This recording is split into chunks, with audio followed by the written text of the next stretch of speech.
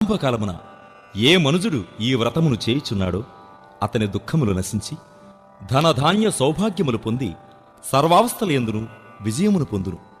4 వర్ణముల వారు పురుషులు స్త్రీలు కూడా ఈ వ్రతమును చేసి ఇహలోకమున సర్వసుఖాలు పొంది అంత్యకాలంలో కూడా మోక్షాన్ని పొందగలరు అని శ్రీమహావిష్ణువు చెప్పిన వైనాన్ని సూతమహర్షి చెప్పసాగెను.